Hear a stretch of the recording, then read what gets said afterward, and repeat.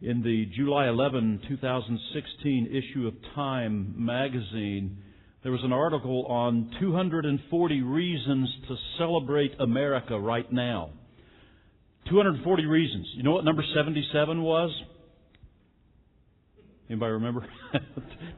Number 77 was this: none other than the lowly but always open Waffle House restaurant. Seriously.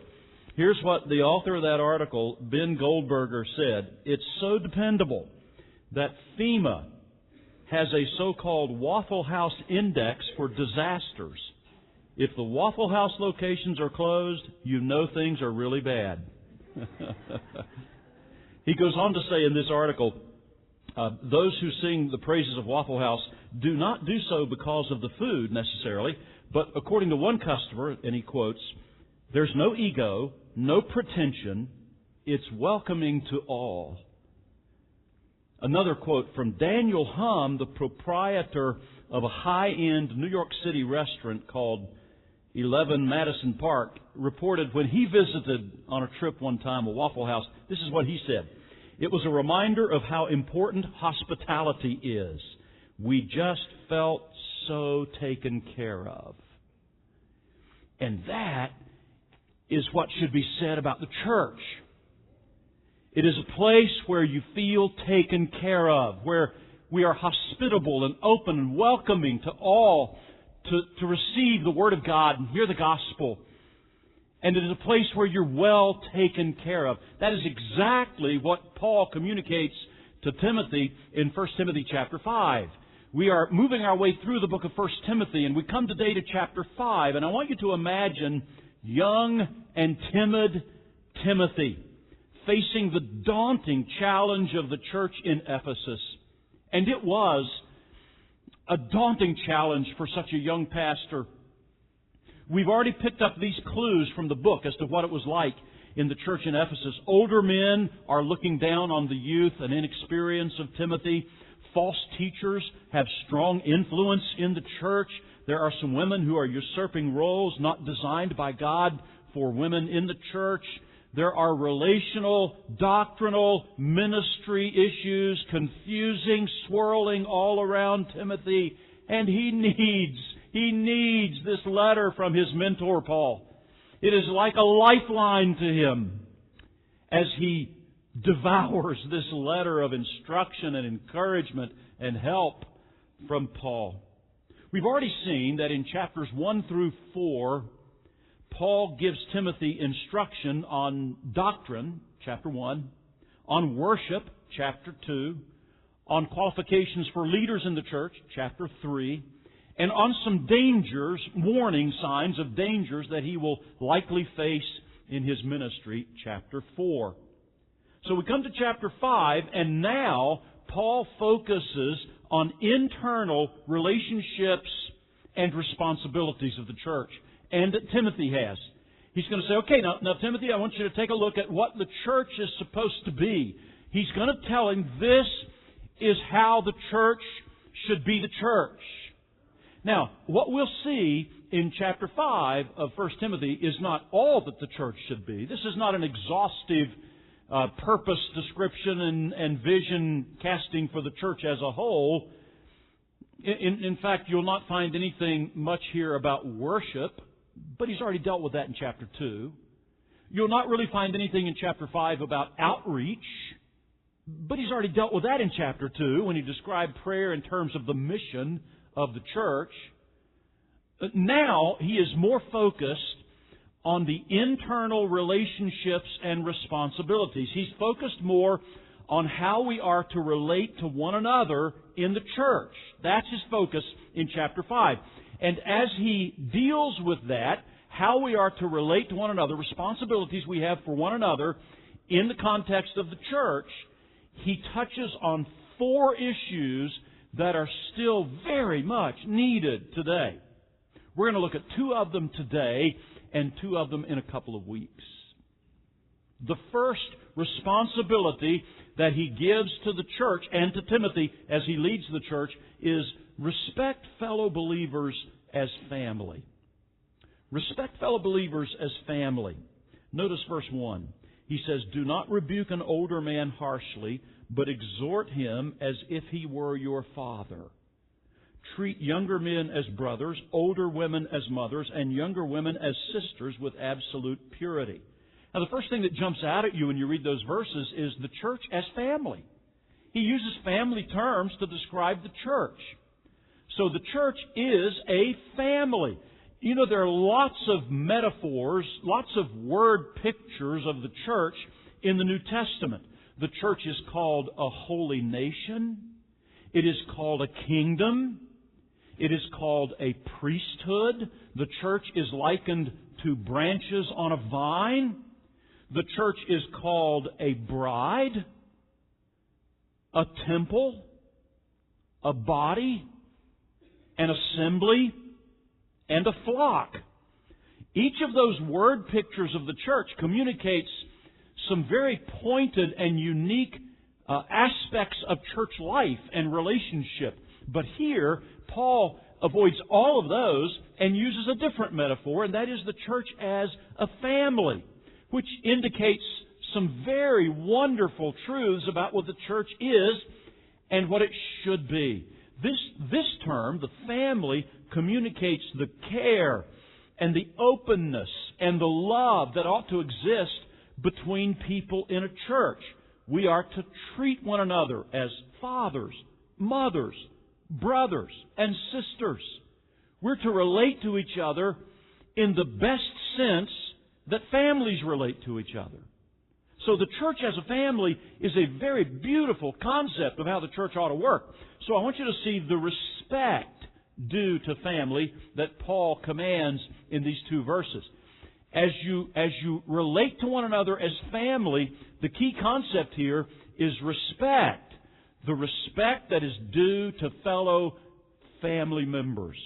Now I remind you that Paul is addressing Timothy as a pastor. And so he's specifically telling him, this is the way, Timothy, you are to relate to your church family. Treat them as you would a family. And he mentions the different age groups and different genders in the church. And he says, this is how you relate to all of those age groups and genders as family. So let's look at it. Obviously, it reflects really the care and responsibility of the whole church to relate to each other this way. But he's specifically talking to Timothy. He says, do not rebuke an older man harshly. So for older men, the command is, don't rebuke harshly. It's a very interesting word. It's a word which literally means to strike. Woke you up, didn't I? Strike. That's the word here. But the idea is to strike with words. To really hammer someone verbally. To let them have it. He says, don't you dare treat an older man that way, Timothy. Don't rebuke. You may have to rebuke him. You may have to correct him on some things. But don't rebuke him harshly. Don't let him have it. Don't hammer him with your speech. Don't strike him with your words. Rather, he says, exhort him. And that word in this context means to make an appeal to encourage, to challenge, yes, but with the tone of, this is your father. Appeal to him with the kind of respect and deference you would show your own father. There's a tone here that should be a tone, Timothy, of affection and respect. As I was studying this passage this week, I was thinking about my own father. My dad's been dead for 8.5 years, but I still respect him and his memory. And I thought about what would it have been like if I were in a position to have felt the need to go correct my dad about something, to rebuke him about something. First of all, I would have hesitated to even do that. That would have given me great pause to think, is this really necessary? And if I felt it was necessary, I can just imagine the kind of respect and affection and the way I would have worded things as carefully and lovingly and tenderly as possible. And Paul is saying to Timothy, Timothy, that's the way you treat older men in the church. You treat them as though they were your father. And then notice, he says, treat younger men as brothers. Now that's more like equals. So, Timothy, when you're relating to younger men in the church, your age, Timothy, we've already seen that Timothy was probably in his mid to late 30s. When you're dealing with younger men, Timothy, there should be no hint of superiority. Like, I'm up here and you're down here. No, relate to them as brothers. Now, I know brothers fight. And I know brothers don't always get along. But obviously, Paul is talking about the way a family should operate. Okay, so he's saying treat them as equals. You're not superior. Treat them as equals. Treat them as brothers. And then notice older women as mothers. Again, there must be that sense of gracious and gentle respect for older women. I think Paul gives us a great example of how to deal with women in the church, possibly older women in this case, in the book of Philippians. I'm just going to read a couple of verses here for you. He's addressing some specific issues in the church in chapter 4. And he says, "Therefore, my brothers, you whom I love and long for, my joy and crown, that is how you should stand firm in the Lord, dear friends." And then he says, "I plead with Euodia and I plead with Syntyche." You have to take my word for this. Those were feminine names in that day. And so these are ladies he's addressing, and he calls them women later. He says, I plead with these two ladies to agree with each other in the Lord. Yes, and I ask you, loyal yokefellow, someone he's addressing in the church who's a leader in Philippi, I ask you, help these women who have contended at my side in the cause of the gospel, along with Clement and the rest of my fellow workers whose names are in the book of life. Now notice how Timothy addresses these two women in the church to rebuke them, to correct them. And we're not sure if they were older ladies or not, but it does provide a model of how to treat women in the church. He first of all says, you are among the folks in the church that I love. He introduces that in chapter 1. I want you to know I love you. And then he says, I plead with you. Not I demand, I command. I mean, Paul would have had the right to do that. He's an apostle. But he says, I plead with you. I plead with you. And then he highlights the fact that they had served along with him in the gospel. You see, he's couching everything he's saying by way of a rebuke in tenderness and gracious gentleness. It's as though he's addressing his own mother. And so Paul says to Timothy, when you're dealing with older women, treat them as mothers with that gentleness and gracious kindness that you would your own mother. And then he says, and younger women as sisters with absolute purity.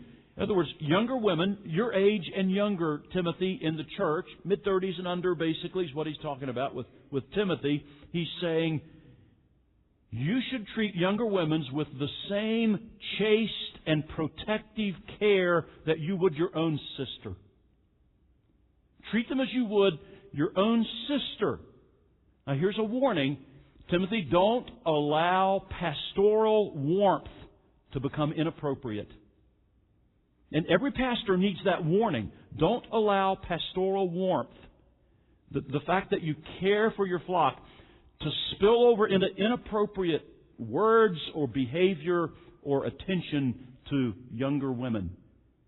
Be chaste. Be protective of them as you would your own sister. So what he's saying is, Timothy, the church is a family. And so treat everybody in the church with the same respect and gentleness and warmth and affection and purity that you would your own family. That's how the church should be the church.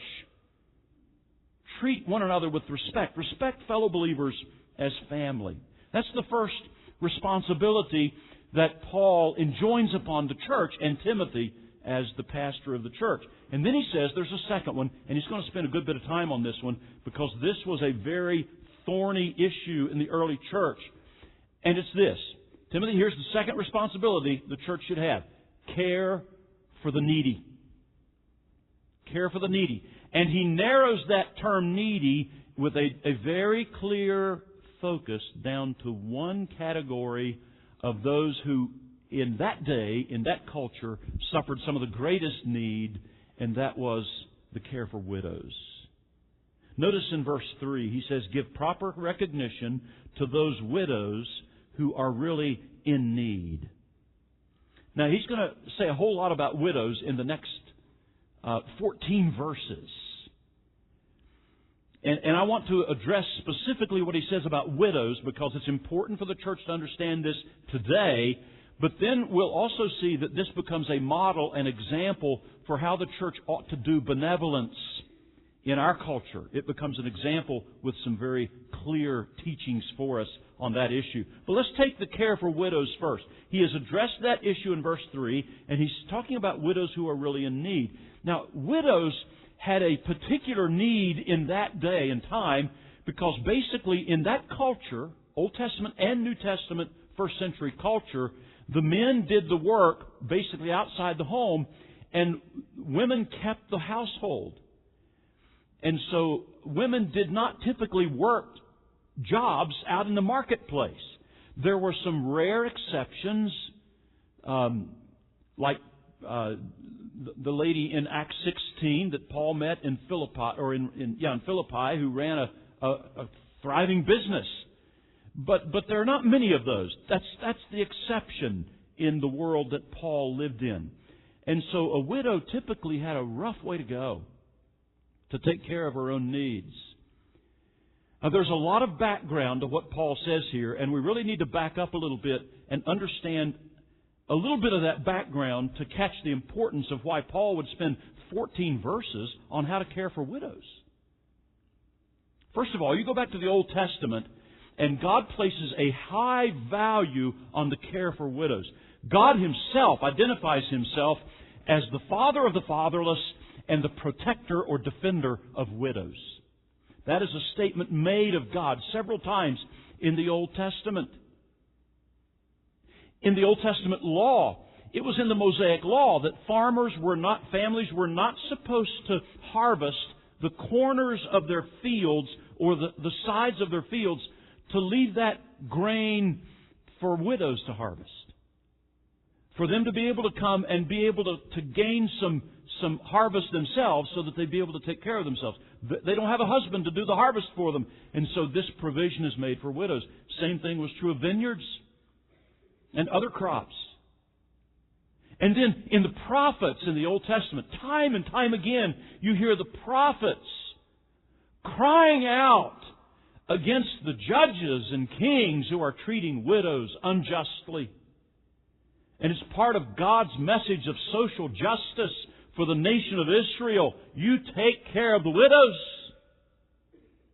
So there's a huge Old Testament background here. And that Old Testament background finds its way directly into the ministry of Christ. Because Christ showed compassion for widows. Think about it. There were 3 people that Jesus raised from the dead that we at least have a record of in the New Testament. 3. One of them was a very close friend, Lazarus. One of them was, he was going to a household of Jairus to heal a little sick girl, and on the way she dies. But the third one seems to be very intentional as an outreach to widows. Luke's Gospel tells us that Jesus was entering the little town of Nain in Galilee, and there was a funeral procession coming out of the town. And Jesus knew who that funeral was for. It was the only son of a widow. And so Jesus stops the funeral procession and restores that young man to life so that he can take care of his widowed mother. Jesus showed compassion for widows. One of His parables about prayer talks about an unjust judge who will not hear the case of a widow. Jesus stopped the procession in the temple one day of people who were coming by and dropping their coins in those trumpet-shaped receptacles in the temple for giving. And He stopped the whole procession and said, I want you all to know, this widow, right here, this widow who gave 2 mites, a quarter of a penny worth, has given more than anybody else. And He highlighted and heralded and lifted up the sacrificial giving of a widow. Jesus ripped into the Pharisees in Matthew 23 for their hypocrisy. And one of the things he said showed their hypocrisy was that they devoured widows' houses. They took advantage of widows. So there's a huge example in the ministry of Christ. That Old Testament background surfaces and is highlighted in the ministry of Christ, and it flows right into the early church. Do you know the first problem the early church said, we can't afford to miss on this one, we better organize this one well, was the care of widows? In Acts chapter 6. And in Acts chapter 9, the only clear story of a personal resurrection of someone back to life in the book of Acts is Dorcas. And Peter raises her from the dead. And in that context, it's clear that she made garments for widows. And if you read the passage carefully, all the widows of the area are gathered at her house. And so once again, a woman who ministered to widows, her value to the community is seen. James would further trumpet this cause of caring for the widows in James 1 when he says, pure religion and undefiled is this, to visit the orphans and widows, to minister to their needs. So this is not just an isolated reference. You wonder, why does Paul take 14 verses on this? Because this is huge in the early church. When you're talking about caring for people, you're focused on the care of widows. Now, when he says in verse 3, give proper recognition to widows, it is the Greek word for honor, but it doesn't mean just, kind of bow when you walk by them, tip your hat to them, and go on. The word time, the word for honor, can also be used in financial contexts of providing material needs. In fact, it's used in Matthew 27:9. The word honor is used actually to set a price on something.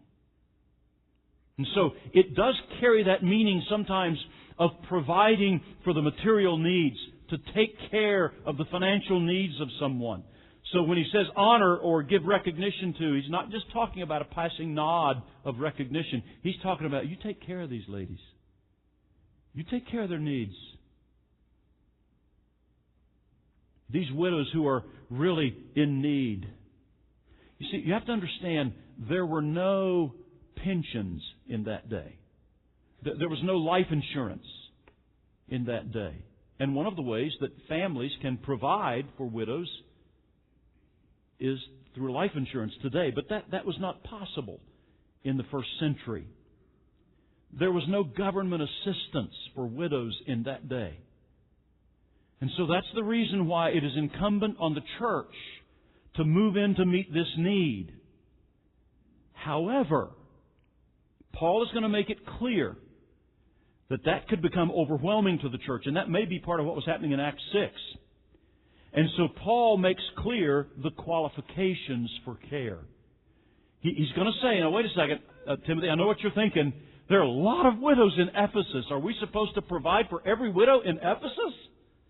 And the answer is no. No, that's not the church's responsibility. So he gives some restrictions and some guidelines as to which widows should be considered for help by the church.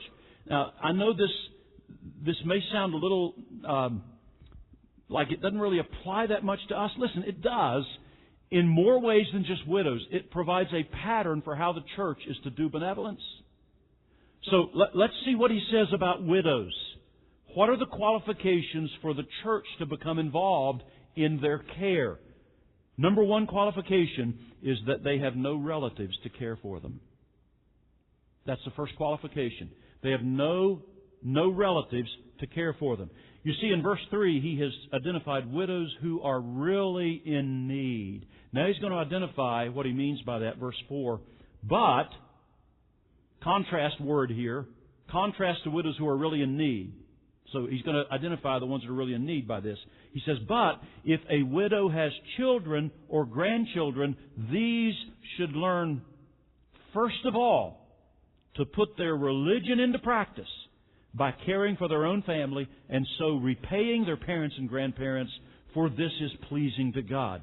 Now that's a mouthful, But basically what Paul is saying here is that it is the first responsibility of the family to care for the widows. Widows who are really in need have no relatives to care for them. That's his point in verses 3 and 4. But this also comes, there are no other resources, no family resources to help this kind of widow. But this also becomes a challenge to the family. Paul is actually challenging us as families about the care of our own families. And he's saying, you have the responsibility as family, first of all, to take care of your own. In this context, particularly widows. And he gives 3 reasons why it's the responsibility of the family. First of all, he says, this is how you display your religion. In other words, this is how you practice your faith. This is the test of true spirituality. And you can come to church every week and sing the songs and teach classes, and you can talk about godly things. But what Timothy is being told here by Paul is if you don't take care of your parents, you're not living out your faith. The test of spirituality is, are you caring for your own family? That's reason number 1 why it's the family's responsibility. Second reason is you owe this to your mother and your grandmother. You see what he says there? If a widow has children or grandchildren, these should learn first of all to put their religion into practice by caring for their own family. And notice the next words. And so repaying their parents and grandparents. You owe your mom, your grandmother, that care.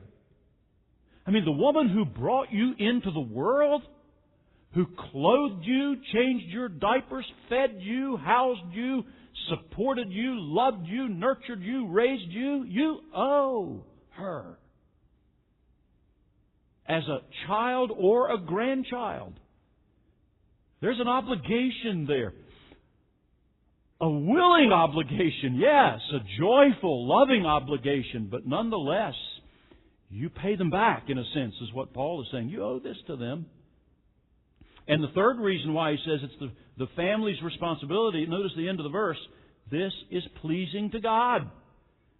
Well, that's where we go back to all that Old Testament background, the example of Christ, the example of the early church. I mean, everything leading up to this is screaming at us. God is pleased when we take care of widows. And so, with all of that background, yes, it goes without saying, God is pleased. So, it is the first responsibility of the relatives, the family, to care for. And even when professional care may be needed, and you cannot care for a mother or grandmother in your home, you still have the obligation to financially, emotionally, spiritually, and with your presence, care for them. Take care of them. Look at a couple of the verses that really drive this home. Skip down to verse 8. If anyone does not provide for his relatives, and especially his immediate family, he has denied the faith and is worse than an unbeliever. Again, he's saying, he said in verse 4, this is how you show your religion, your spirituality. It's really putting your faith into practice. And if you don't take care of your own family, then you're denying by your actions what you profess to believe with your lips. In other words, it's one of the greatest evidences of hypocrisy is to claim that you love Christ and don't take care of your parents. So, he says that in verse 8. You're denying your faith. You're worse than an unbeliever, he says. I mean, even unbelievers in the Roman and Greek world knew that it was their responsibility to take care of their parents. Come on. Believers should know this. So, yeah, it's the responsibility of the family. Then, when he closes out this whole section and summarizes everything in verse 16, he repeats this same qualification that the family has the first responsibility. Look at verse 16. If any woman who is a believer has widows in her family, she should help them and not let the church be burdened with them, so that the church can help those widows who are really in need. You see what he's saying there? It's the family's responsibility first, so that the church will not be burdened. And it's not the idea of, oh, no, not another widow to take care of. It's not that. It's that there are so many needs out there. How can we possibly meet them all?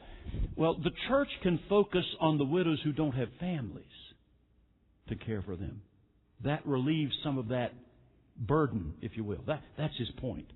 But you get the point, both in verse 4 and verse 8 and in verse 16, that Paul is saying the widows the church cares for are widows who have no relatives to care for them. It's the family's responsibility first.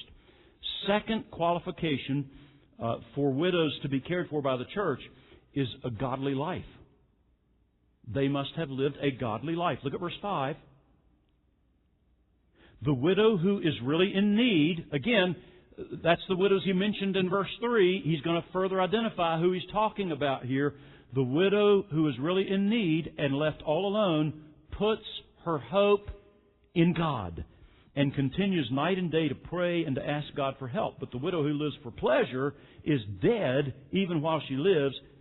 Give the people these instructions too, so that no one will be open to blame. In other words, Timothy, you better teach this in the church. A direct command for Timothy, and since it's inspired for all pastors, to teach these instructions in the church. So that's what I'm doing this morning.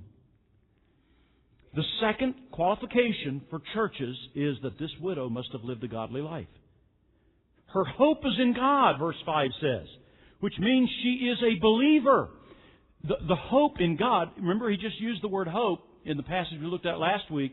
Same idea of a confident looking forward to what God's promised in the future. It's the looking forward to heaven that he's talking about here. And so her hope of heaven rests in her Lord and Savior, Jesus Christ. Her hope is in God. So she's a believer. She knows the Lord.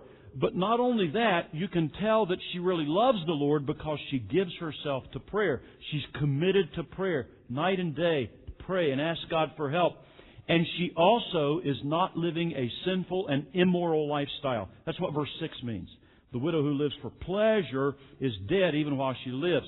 In contrast to a godly life, this is a woman who just lives for sinful pleasure. Obviously, immoral lifestyle. A woman who does that is demonstrating by her continual lifestyle that she's really not a believer. You see, sometimes we trumpet so hard eternal security. And I believe that with all my heart. I believe that if a person is genuinely saved, they cannot and will not lose their salvation. They are eternally secure. You know there's a flip side to that coin? Theologians call it the perseverance of the saints.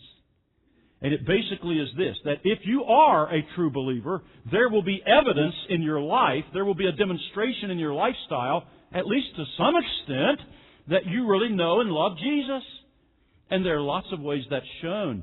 The Bible talks about them. You'll love His Word. You'll love fellow believers. You will not want to sin, although you will stumble in sin. That's not your heart. It's not your practice. It's not your desired lifestyle. And what he's talking about here is a woman who desires that lifestyle shows that she really is spiritually dead even when she's physically alive. That's what he means by being dead while you're still alive. So, the qualification to be cared for by the church is that you have to have a godly lifestyle. You know the Lord, and you're really seeking to live for the Lord. That's it. Third qualification, she has to be older.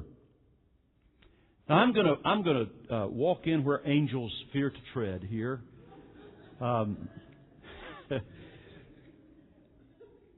Verse 9.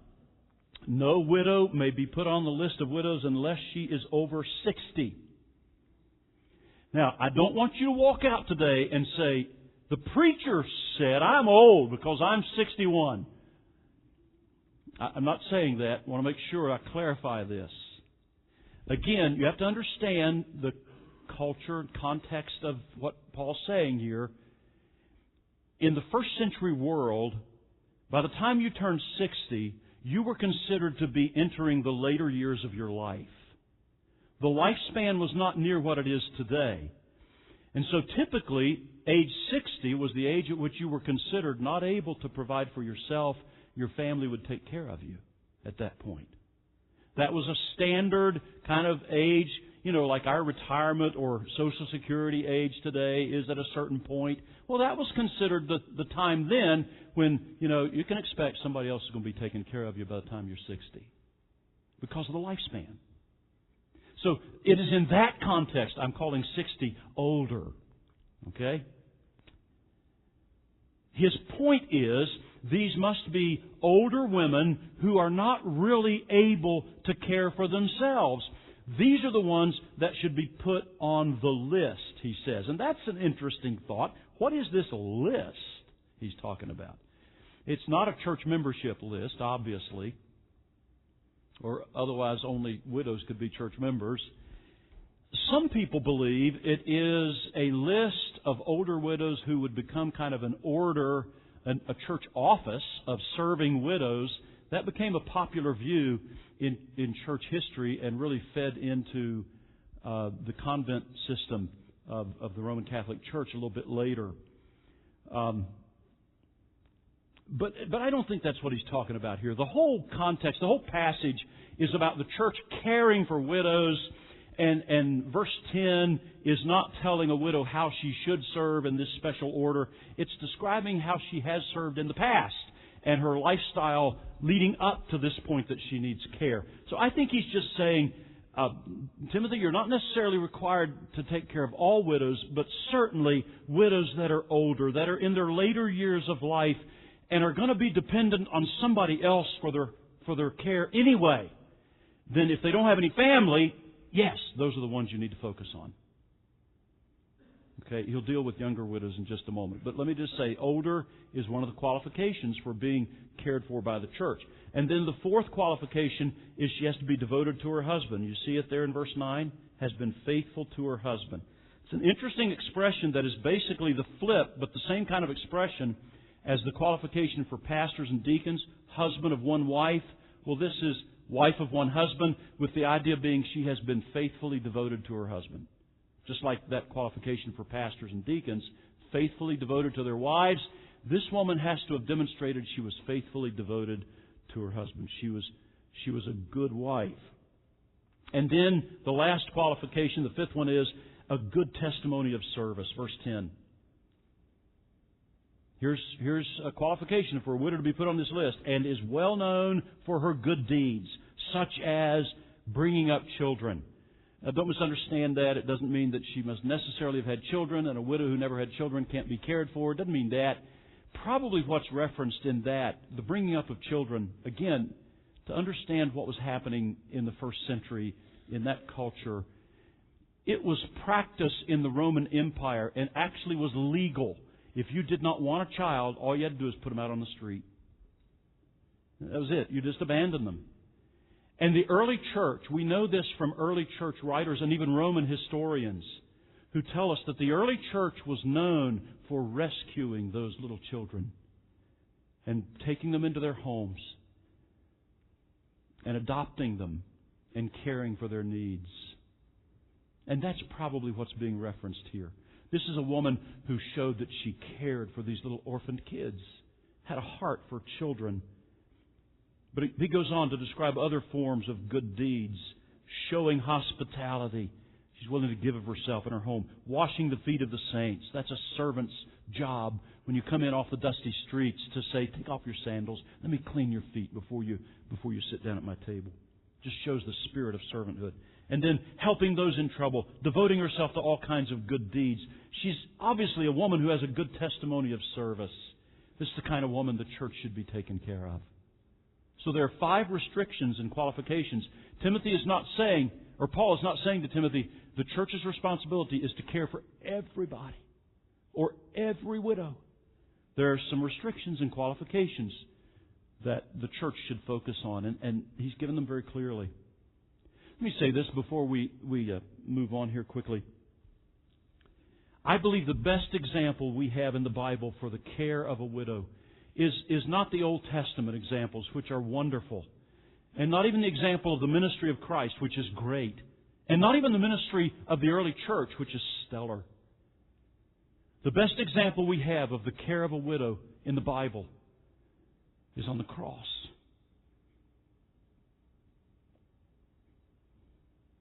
Because on the cross, nearing death, Jesus arranges for the care of His widowed mother. I want you to think about that for a moment. Jesus only spoke, He spoke 7 times on the cross, but He only spoke individually to somebody twice. One to a dying thief who had turned to Him in faith, and Jesus promises him a place in paradise. The other is to arrange the care for His own mother. Think about it. That shows the heart of God. As Jesus is bearing the burden of the sin of the world and all the horrible physical torture and agony that He's suffering on the cross, His mind is concentrated on the salvation of one sinner and the care of one widow. More than anything else in Scripture, that tells me the responsibility we have to care for our mothers and our grandmothers. But quickly, Paul addresses the case of younger widows in verses 11 through 15. Let me see if I can summarize this. He says, as for younger widows, do not put them on such a list. In other words, they're not to be on the list of the widows that the church will care for. Why? Isn't that discriminatory, Paul? Well, that's certainly what we'd hear today. This is age discrimination. Okay, Paul has a couple of reasons for saying it's not the responsibility of the church to care for younger widows. And these are 2 potential problems, evidently were common in that day. One is this, he says, for when their sensual desires overcome their dedication to Christ, they want to marry. Thus they bring judgment on themselves because they've broken their first pledge. And I don't have time to go into all of the detail of what this means. Let me just say this. The problem here is not remarriage. Because in verse 14, he will counsel younger widows to remarry. So that's not the issue. The issue obviously has something to do with these terms of their sensual desires and overcoming their dedication to Christ and breaking their first pledge. And let me just kind of put all that together without going through the explanation of all those phrases and words. It basically means this. It means that any woman's first dedication, primary dedication, is to be a Christ follower, to follow her Lord and to be obedient to Him. That's her first pledge. And sometimes, maybe with a younger widow, the physical desire for marriage and the desire to be cared for and under the blessing and love of a husband may lead her to throw away that pledge and that first dedication to Christ and marry whoever she can, regardless of whether or not he's a believer. I think he's talking here about the pressure to get married may lead her to marry an unbeliever and forsake her first pledge to Christ and to be a Christ follower and to obey Him. And for that reason, she shouldn't be put on the list of widows. The second potential problem is this. He says in verse 13, besides, they get into the habit, and he's describing a situation which evidently was occurring, they get into the habit of being idle and going about from house to house, and not only do they become idlers, but also gossips and busybodies, saying things they ought not to.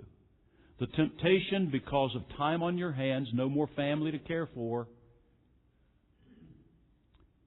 is to be guilty of going from place to place, house to house, and just spreading gossip. And the word busybody means to roam around and stick your nose in other people's business where it ought not to be. Now, please don't misunderstand the passage. Younger women and younger widows are not the only ones guilty of gossip. That is not the point. I heard about 3 preachers one time that went out fishing. And they decided we're kind of an accountability group here. We can share our innermost secrets and burdens and failings with each other, and we can trust each other, right? And one guy says, my weakness, my failing is the bottle. I'll just be honest with you. Sometimes I drink, and I drink too much. And second guy said, well, I'll be honest with you. We'll be very transparent here. My problem is love of money, and I've actually taken some money from my church I shouldn't have.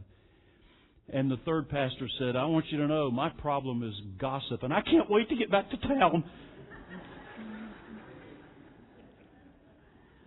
Gossip is not the problem just of young women or young widows, okay? So I don't want that point to come across. But evidently in that culture, it was very common for this to happen. And so he says, okay, the church is not going to support an ungodly lifestyle, whether that be immorality or gossip. The church will not support that. He says, Timothy, you should not put those women on the list. But, he says, this is what I expect of younger widows. Verse 14, I counsel younger widows to marry, to have children, to manage their homes, and give the enemy no opportunity for slander. He's not restricting women to the home. That's not the point of this passage. So many people take these things out of context.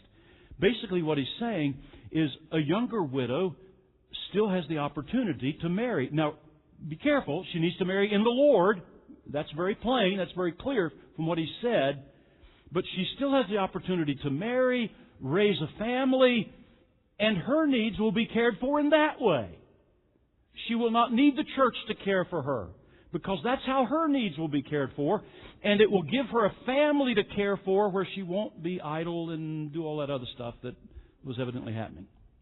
Okay, that's the point here. So that's the case of younger widows. Now, very quickly, let me tie this together, because I know this can sound like, oh, okay, this is first century only. Not really. There's a lot of, although this is really couched in the culture of the first century and the desperate need of widows in that day who could not care for themselves, did not have a life insurance policy, did not have government assistance or a pension plan, although it was really designed for that. There's some real teaching for us here today, some principles for providing care.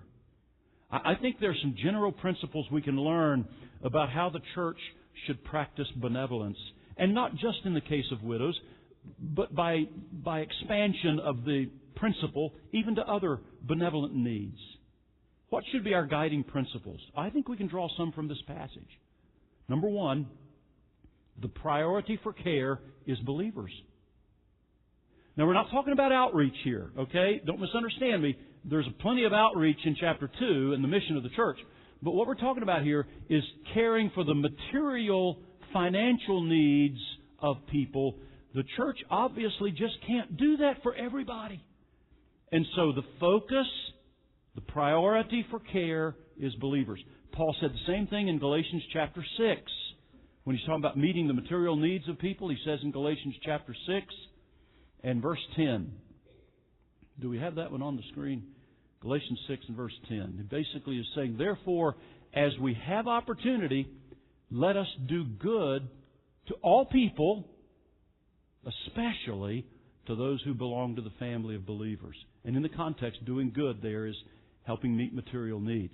Yes, we should help everyone we possibly can, but we've got to start at home. When it comes to meeting financial needs, we have to start with believers caring for our own family. If we meet the needs of everybody in the community, and there are widows in this church that are suffering, we have failed them. And so the priority for care is believers, our own family. Second principle is this. The first responsibility belongs to the family. That was clear in this text. We all have that responsibility to care for our own mothers and grandmothers, and by extension, verse 8, to all of our family, he mentions. We have that responsibility first. Kingdom resources are not to encourage irresponsibility on the part of families. And so the church has no responsibility to help with benevolent needs people who are not showing responsibility to take care of themselves, or family members who are not showing responsibility to take care of their families. That is very clear from this passage. And I think is a very direct principle and application for the church caring for needs of people. The third principle is this. The care should not support an ungodly lifestyle. The church has a right to make sure that kingdom resources are not being funneled to situations where immorality or idle sin is the case. That's clear in this passage. We have a responsibility and the right to ask some questions for people who receive care from the church. And then the fourth principle is this. Those receiving care should respond by serving. You see, when a church member receives care from the church, and I'm talking here, as Paul is, about financial help, The church is not saying that's a loan and you should pay me back. The church never says that. We never want to communicate that. Benevolent help or care for a member is not a loan, and we do not expect repayment. But the passage is clear. The women who deserve help here in this passage are also women who are very active in serving the Lord and doing good works. And so certainly to show gratitude to the Lord and the church, a person who has been helped ought to plug into service, ought to be involved in serving the Lord somehow and giving back that way to the Lord and His work. Following this instruction will help us to be the church God intends. It really will. Rick Warren recently told a story about Dan Cathy, who is the president and CEO of Chick-fil-A. And I'm sorry for using so many restaurant illustrations today. I know you're ready to go to one, so sorry. But he tells this story about Dan Cathy. Cathy was in Southern California checking on some new Chick-fil-A restaurants that their company was building near Saddleback Church, where is the church where Rick Warren was the founding pastor, still pastors. So Rick Warren is out with Dan Cathy looking over these new construction sites of Chick-fil-A's, and they stopped at a construction site of a new Chick-fil-A, and here's how Rick Warren told the story, and I want to quote what he said. He said, "We were looking at the building. While we were there, we were hungry, so we went next door to, I think it was a Taco Bell. It was some other fast food in competition with Chick-fil-A. We'd been out, our hands were all sweaty and dirty, and we went into the restroom and washed our hands. Then I watched Dan take out extra sheets. This is the CEO of a chain of restaurants. I watched him pull them out, and I watched him hand clean the sinks of the Taco Bell restroom we were just in. I looked at him and said, 'Thank you for doing that, Dan.'